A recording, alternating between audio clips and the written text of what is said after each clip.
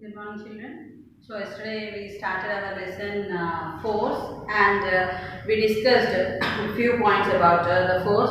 The pull or push of an object is called force. I discussed and I gave you a few examples, and I gave a small homework also for you. I hope you did it. I will check when the school reopens, and at that moment only I told that the force was divided into two: contact force and force at a distance, and the other name for this force at a distance was called as field force. The other name for this one is called as field force, and I gave the definition of contact force. The physical contact between the two objects is called as a contact force, and there is no physical contact between the two objects is called the force at a distance. Yesterday we discussed about that one. Means there should be a direct relation between the two objects. Then only we can say that it is contact force. And coming to this, today we thought to discuss about what are the different types of contact forces. For that, the different types of contact forces are: first one is muscular force. Okay. Second one is frictional force.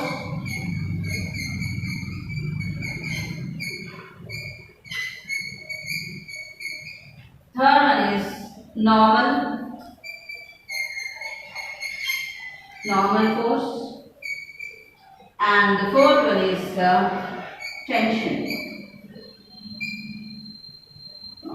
So you can see here the contact force was divided into four forces.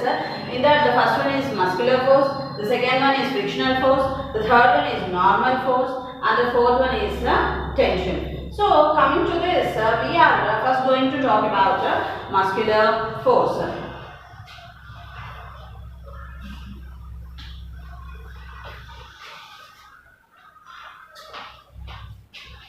What is the first one? Muscular force.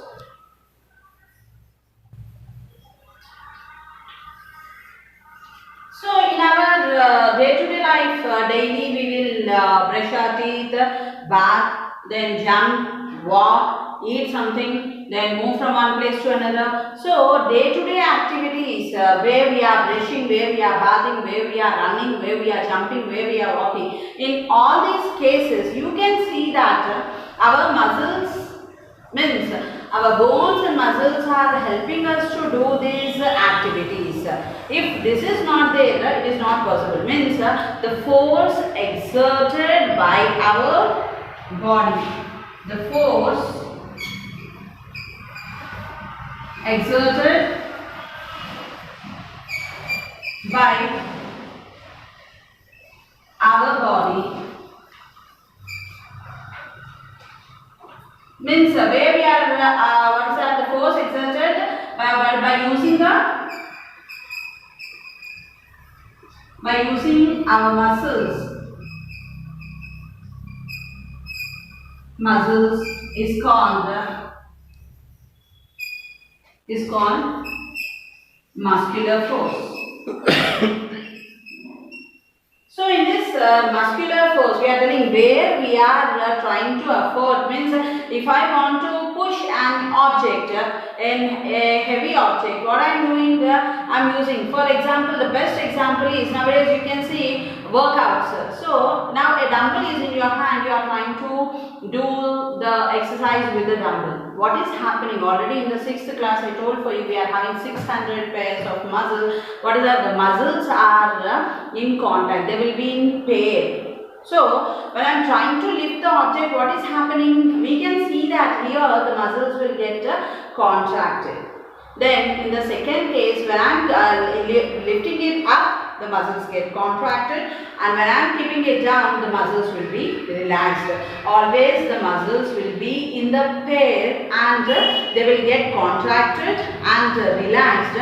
In these situations where we are running, where we are jumping, or where I am trying to throw a ball, or where I am trying to kick a ball, whatever I am doing a forcible work, there my muscles are supporting me to do this work. So what we can say is that the force exerted by our body by using muscles is called as muscular force. Not only we, even the animals and human beings both will use their muscles. Animals also, they will carry heavy loads from one place to another.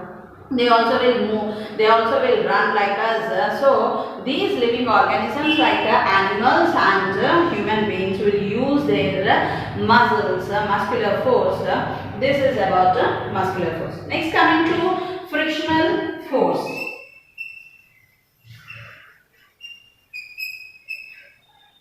When we are talking about the frictional force, here you can see that now I am ready to throw a ball.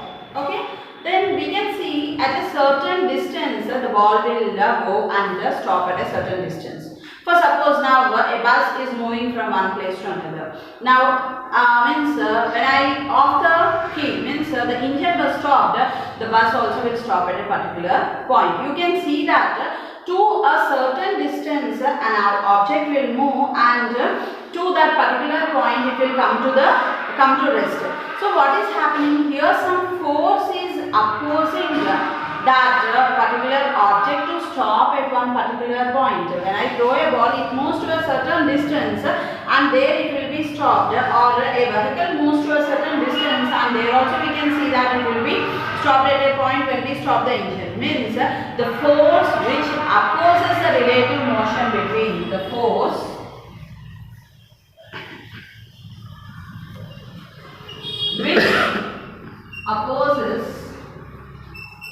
which opposes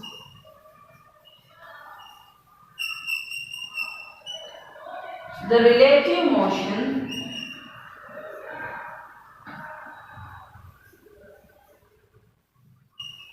between the objects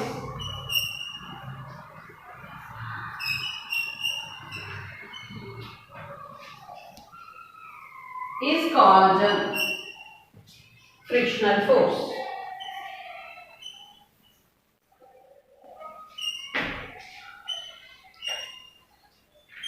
See the definition, very important, and our second lesson will be related with this frictional force itself. The force which opposes the relative motion between the objects is called the frictional force. So in our daily life, whatever activity we are doing between the two objects, there you can see this frictional force will be present and it will be existed. Then what can I tell for you? Now I am standing here.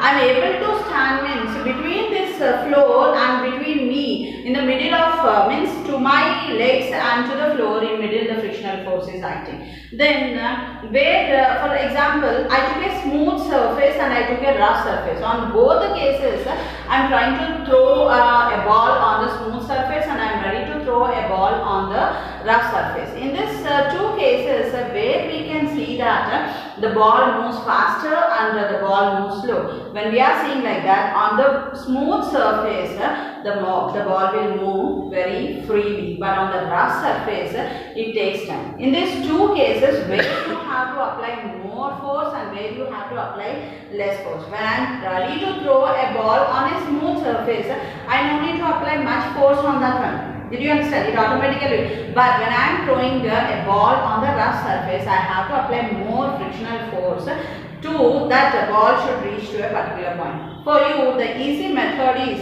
when you are riding a bicycle.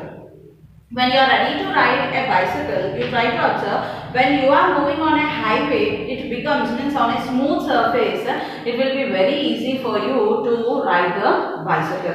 But on the rough surface where there are number of stones or some up and downs are there, at that moment when you are riding the bicycle, in the two cases where you can ride the bicycle free and where it is not possible, means in the first case it is very easy for you. On the smooth surface you will go very fast and very easy for you to. There you no need to apply more frictional force. But when you are riding a bicycle on the rough surface, what you will observe? You have to apply more force. Why? Because you have to obstacles what are coming in between. You have to push off all those things and you have to go. So you have to apply more force. So in this, seeing the situations, seeing the place and seeing the objects what you are applying, there your frictional force will be. In some cases your frictional force will be more, and in some cases it will be less. So if what is that means, what is friction in our day-to-day life? For writing, for walking, for reading, for standing, for jumping, for moving something, for everything, this frictional force is very, very important. We have to say that. Then, for suppose, see, when we are riding on a wet land, for suppose if I am walking on this surface, we no need to apply much frictional force. But when you are in a muddy, sticky land, when you are moving, what will happen? If you are not walking slow, you will slip down and you will fall. We can see, when a banana was there on the roadside, if you didn't observe that one, when you kept your leg on that, freely you will walk there and you will fall. What is happening there? You are more frictional force, means you have to be very slow there, then only you can escape from that. So in which cases we have to be like this, in which case. Next, here one activity was there. Let us see that.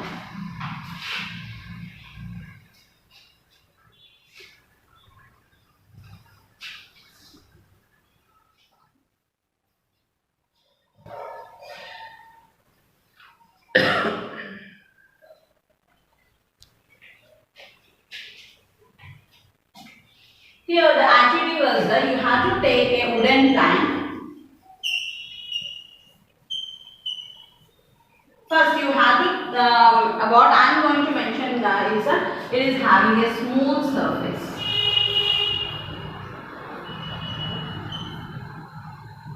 Take a wooden plank which is having the smooth surface. Next, what are the objects you have to take here? You take an ice cube. Next one, eraser. Next one, coin. So, what are the things required to do this activity means you must have a wooden plank in your hand. Next, you must have an ice cube, then eraser and a coin. What we are going to do? Place the wooden plank in, place a wooden plank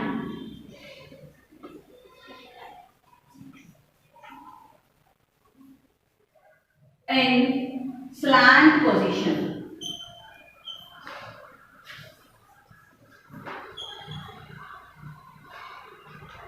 I hope you understood what is the slant position. For suppose it is straight like this, you have to bend a little in this position, in a slant position, and you have to just on that wooden plank you have to place an ice cube, eraser and coin. At a time we are going to place these three on that wooden plank, and we have to observe that which one will move to the, means for suppose this is a plank, and here you are placing an ice cube, and here you are placing a coin, and here it is an eraser. We have to see which one will reach first to the end of this surface. Is it an ice cube, or is it a coin, is it an eraser? Which one will come first? You have to try this one. When we are observing, we can see that the ice cube which is placed on this wooden plank reaches first to the end point, next coin, next to the eraser. Why this is happening? Why all the three are not coming at a time? Only by the first ice cube, means the ice cube, what is present in this? The water is present in this. The ice cube is on this smooth surface. This water is supporting the ice cube to move faster to the end point than the, why? Because here when we are taking an eraser and a coin, they are solid substances. Means is the ice cube not a solid substance? Means yes, we are taking the three here, the ice cube or the coin or the eraser, three are of the solid substances only which we are having here. But what is happening here means the ice cube is converting the water is what is that, because of the atmospheric heat, the water is supporting it to move very smooth on this surface and fast to the end point than the what is that, coin and eraser. So what it, by this experiment, to the frictional force, here the smooth surface and the liquid is also supporting to reach to the end point. This is one of the activity which is there in your textbook. Further you have to take a wooden plank, Then next, ice cube, eraser and coin, and you have to do this activity and tell how the frictional force is acting on this particular point here. Then next one is we are going to see about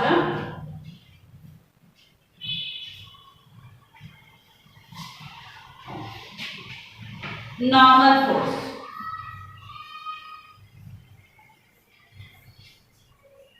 When you are coming to this normal force, I like to tell for you, take your whatever your science textbook and place it on a table.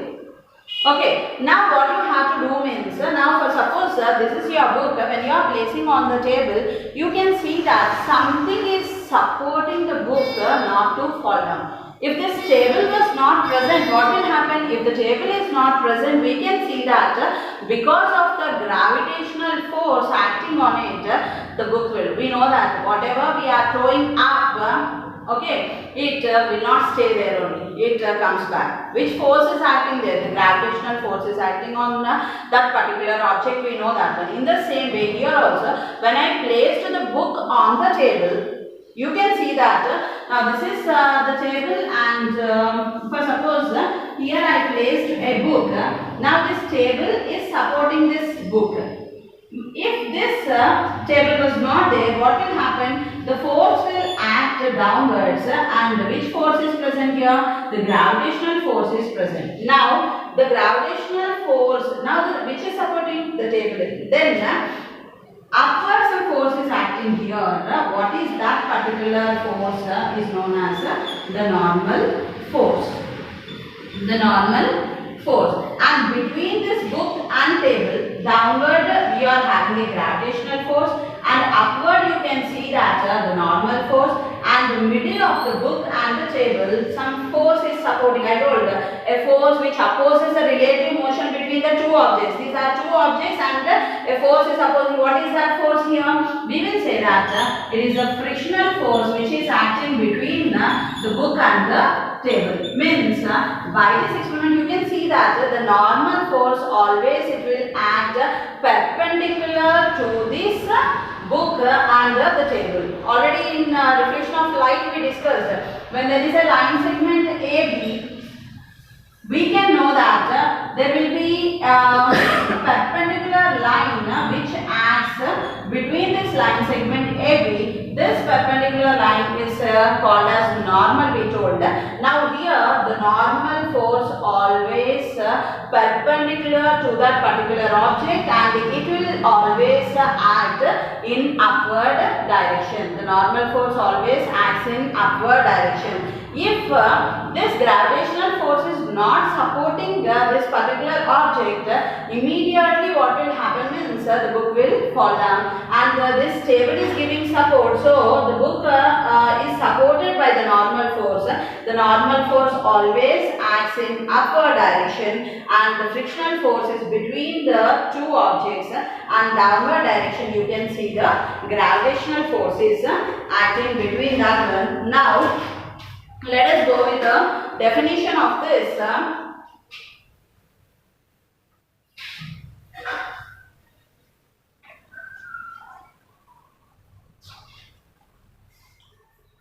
The force which is perpendicular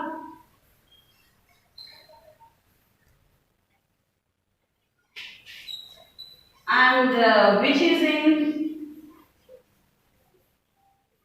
normal to the object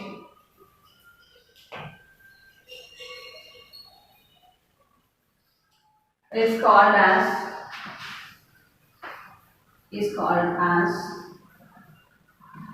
normal force. The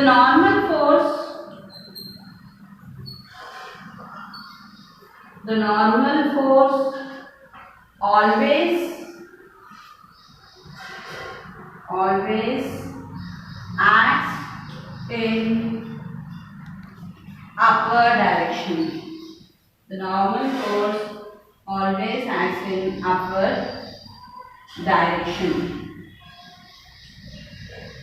And coming to this, the normal force always acts in upward direction, and one of the activity given in your textbook was that you have to take, the activity is that you have to take a book or an object and place on another object and find out how many forces are acting on that one. If any two books you can take, or a table and a book you can take, and find out how many forces are acting on that one. One activity was there, you can see that one. So already I told you, when the two objects are given here, how many forces are acting on these two objects?